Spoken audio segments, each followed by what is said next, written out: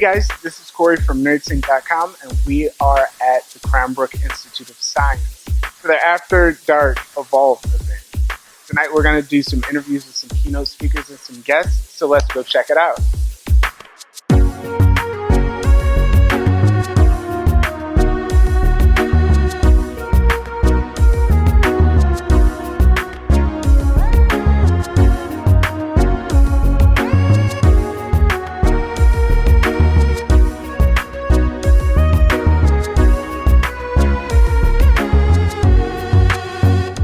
I am here with Rachel from Wayne State. Now, Rachel, what is your area of specialization? So I'm an astronomy and physics student at Wayne State, and I do research with David Cranbrook, and my focus is on supernovae. So I'm very into exploding stars and how they influence their neighborhood and their galaxy. So far, the looks that I've gotten to get as an astronomer, I'm very interested in the planetarium. I got to go upstairs and look at the observatory, which was beautiful, and I'm very excited to get to go up there and look at it some more. And I just really like the idea of the event that we're having tonight. There's a lot of focus on bringing science literacy to children, but adults get left out of that a lot. And I think that having the opportunity to share the excitement of science with a different demographic is really great. That's awesome. So you have this area set up right here with all sorts of cool gadgets and light shows, and then you have the sliding bar that we have right here, and you also have a presentation. Could you just give me like a little glimpse as to what your booth is about? So the talk tonight was about evolution, and so we talked about 3 different types of evolution we see in space. Over here with our discharge tubes, we have evolution of stars, about how hydrogen and helium have been with us from the beginning, but anything heavier than that didn't show up until after the first stars ended their lives in supernova. So anything heavier than that came after the death of the first stars. And then over here, we talk about the evolution of the Milky Way galaxy, and that the big thing that's going to happen with that is that in about 7 billion years, the Andromeda galaxy and the Milky Way galaxy will have collided together to form one giant galaxy. And so just the idea of something close to us, because in space terms, the Milky Way galaxy is very close to us. It's just really exciting. And then the last thing I have, this is not an air track. We're using our imaginations and seeing it as the universe. And the last thing we talked about are the options of what can happen when the universe ends. We have the big crunch where the universe expands a little bit farther and then eventually just snaps back down on itself into a singularity, and that's where we have a new Big Bang starting. So the universe basically recycles itself over and over again. The second option is the big freeze, and that's where everything just keeps expanding away from each other. Eventually things get too far away, there's no more star formation, and eventually in 1 × 10 to the 1,000 years in the future, the last black hole will have evaporated and everything in the universe will be gone. And that's what we think is going to happen to the universe in its future. But to me, the most exciting one is the Big Rip, and that's when the density of dark energy gets greater and greater and eventually just pulls everything apart at an atomic level, and everything disappears that way. So That's awesome. That's awesome. Now, I just want to thank you for taking the time to stand and talk with us, because, Cranbrook's really putting on a great event. And we appreciate you coming out. Well, I appreciate being here, so thank you for having me. You're very much welcome.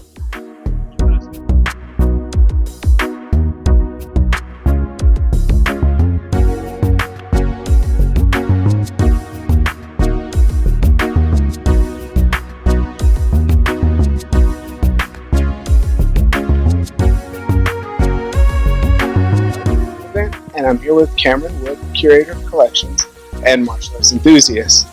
Now, Cameron, my question to you is, you did an exhibit on the evolution of weaponry. Right. So can you tell me a little bit about that, the presentation that you did? Well, basically what I was trying to show is that, unfortunately, warfare is a part of the human experience, and like any other technology, it's evolved through human innovation over time. And so I talked a bit about some basic epics of warfare in terms of when weaponry was by and large human or animal muscle power, and then transitioned to the innovation of gunpowder and the effect that that had on warfare, and finally entering what we might call the modern phase of warfare, when everything from atomic weapons and computers and all of these sorts of things came into the unfortunate business of war. Oh, that's super interesting. And I'm sorry that I missed bits of it, but I did get to catch a good portion of it while you were giving the exhibit, chopping melons and, beating down on the helmet we have here on the table. And you have just such a wide array of different weapons that you use during your presentation. And I think that's like super amazing. But why Cranbrook Institute of Science? I'm sure, I don't know if you've gotten that question a lot, but... Well, in a way we have. Our collections, especially our anthropology collection, is relied by and large on donations from individuals over the now nearly 100 years of the Institute's history, which means a lot of our collections that we acquired, especially early on, were things that had been acquired by and large, wealthy men traveling the world, and men tend to buy what men are interested in. So we have what's called a collector bias in our collections.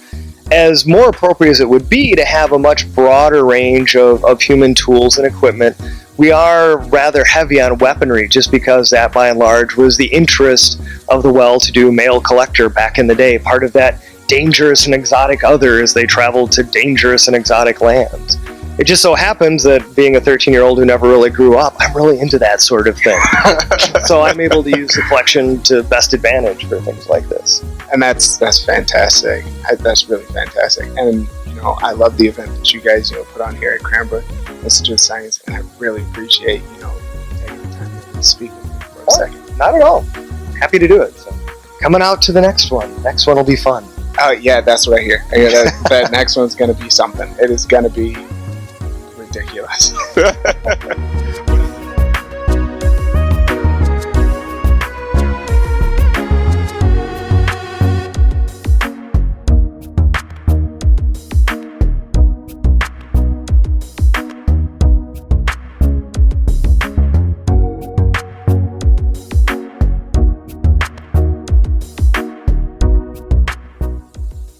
So we're wrapping up here at Cranbrook Institute of Science with Sarah and John, two fantastic event coordinators.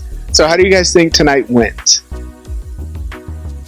I think it was fantastic. I saw a lot of people on the floor, a lot of people saying, I haven't been here since grade school, it's been 20 years since I've been back. It was great to see adults mixing, mingling, talking science, having a good time. We got to show off. We had some partners that got to show off, so I think it was a good night. People had a lot of fun. I heard nothing but good things. People are excited for the next one, so we're ready to get rolling on that one. So when is the next one, guys? 12th. And then March 19th, coming down the pike. In February, we'll cover Love After Dark. Sex, Love, and Attraction. Makes sense, given the time for Valentine's Day, a little bit of an alternative nerdy date. And then in March, how do we best describe that? We're calling it Taste After Dark. It's going to be a local, to use the word again, taste of Southeast Michigan. We're going to talk beers, distilleries, food, all that stuff. We're going to have samples all over the place. It's going to be a great night. But the science as well. That's the key. The science of booze. The science of love and attraction, too. I mean, you have to hit it. We tossed around the idea tonight, so we did eyeball dissections tonight, and that seemed to be a big hit. And someone said, well, what if we do hearts come February? So whatever we decide to do, we'll highlight the science side of love. And you can expect that come February.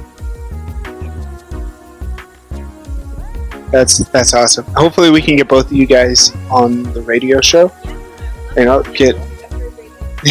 Get both you and John. We had John last time. Hopefully we can get the dynamic duo that's making this happen down there.